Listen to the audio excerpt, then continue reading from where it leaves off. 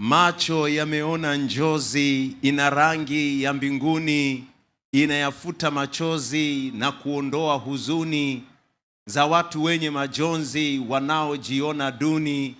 Kama yatoka mbinguni, njozi haitakufa.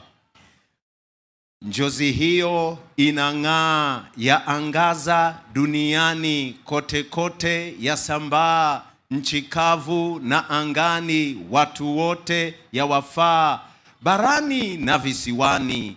Kama yatoka mbinguni, njozi haiwezi kufa. Mbeba njozi akifa na kuzikwa kaburini, njozi yake haijafa, mawazo yake makini, hayo hayawezi kufa, yatadumu duniani.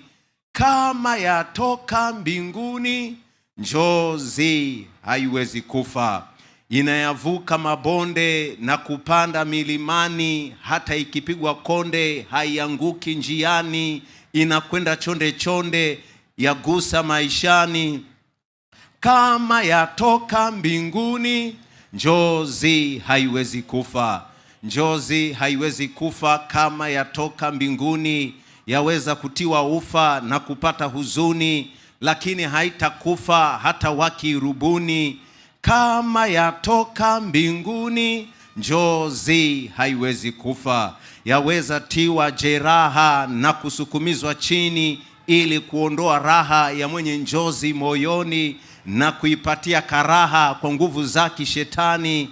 Kama yatoka mbinguni, njozi haiwezi kufa.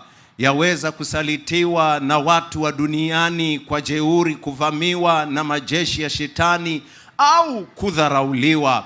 Hii nayo njozi gani? Kama yatoka mbinguni, njozi haiwezi kufa. Yaweza kuzomewa na watu wa kijijini au mate kutemewa na wasomi wa mjini, chochote kitendewa haijali asilani. Kama yatoka mbinguni, njozi haiwezi kufa. Wanaweza kumuua ibebae moyoni, ili njozi kuiua kwa kumtupa motoni. Hapo watajiumbua, njozi haifi motoni.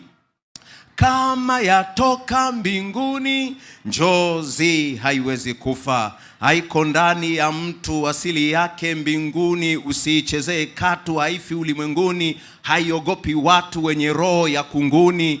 Kama yatoka mbinguni, njozi haiwezi kufa. Ni bora kuisapoti hata kama huamini. Bora kupiga magoti kwake Mungu wa mbinguni, akufanyaye mlingoti, njozi kubeba nuruni.